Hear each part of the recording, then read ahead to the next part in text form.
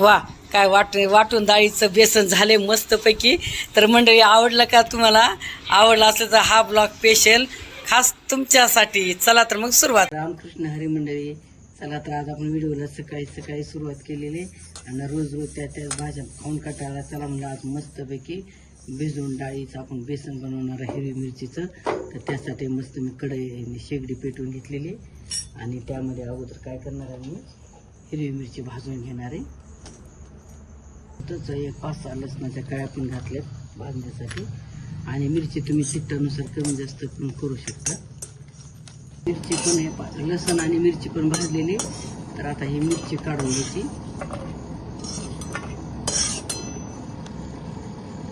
इकडं काय केलेले, मी मुगाची डाळ रात्री भिजत घातलेली होती. तुम्ही 2 घंटे अगोदर भिजत घातली तरी चालते.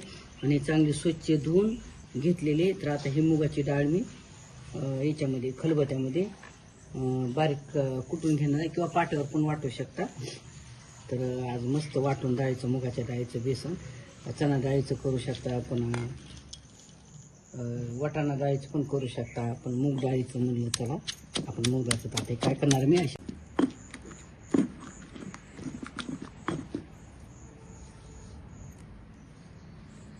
तर आता या डाळीत आपण भाजलेली मिरची आणि लसणाच्या कळ्या पण यातच घातलेले.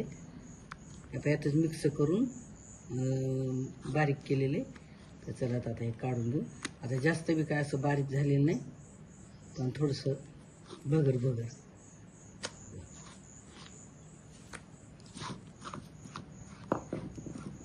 आता धुतलेलं डाळीचं कुटलेलं पाणी पण आपण बेसनासाठी वापरणार आहे.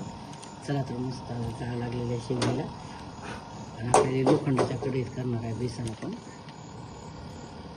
शेगडी मस्त कढई पण गरम झालेली. आता तेल घालून घ्यायचं. तेल मस्त गरम झालेले. आता मोहरी घालायची. मोहरी पण छान तडतडायली. जिरं घालायचं. तर मिरचीत पण लसूण घातलेले आणि वरून पण थोडासा कट करून घातलेला. त्यानंतर एक कट केलेला कांदा.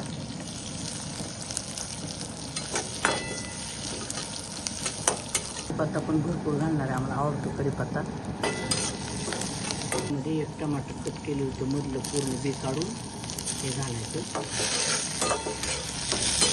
टमाटर मस्त परतलेले मोठे झालेले.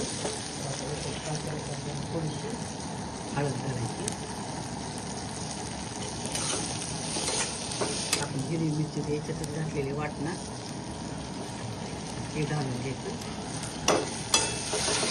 छानपैकी असं चांगलं परतून घ्यायचं. खलबत्यात धुतलेलं पाणी होतं ना, हे घालायचं.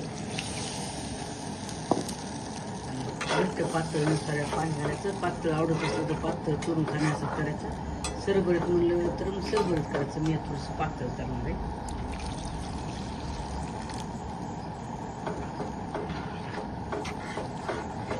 हे वाटून डाळीचं बेसन नाही का पातळ दिसताना पण लगेच घट्टपणा येतो, याला आळून येतं. चांगल्याला मस्त खळखळ होतो. इकडे शिजू द्यायचं.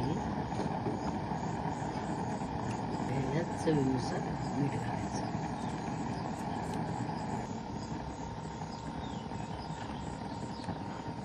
आहे का नाही मंडळी भन्नाट आयडिया. मस्तपैकी भिजू घालून डाळीचं वाटून घाटून बनवलेलं लोखंडाच्या कढईतलं पिठलं एवढं भारी. अरे वा, एका मस्त खमंग वास यायला मंडळी.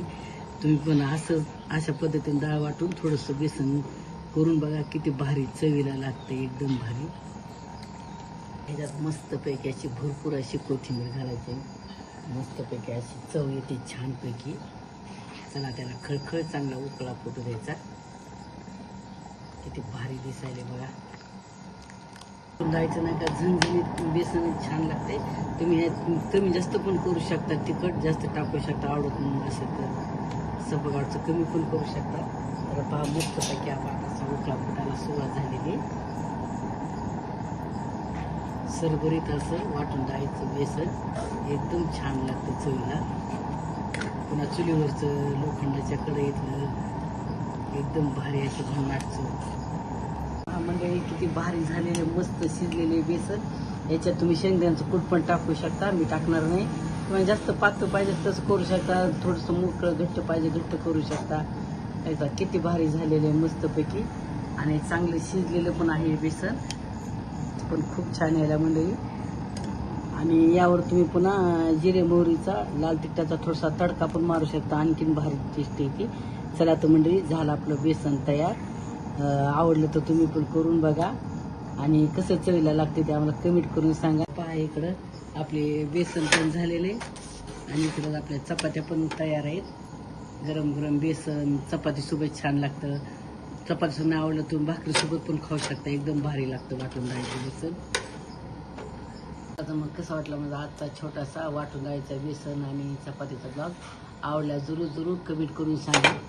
आणि तुम्ही जर माझ्या चॅनलला नवीन असाल तर लाईक करा, शेअर करा, आणि न विसरता सबस्क्राईब करा.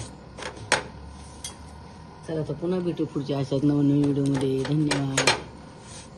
रामकृष्ण हरी.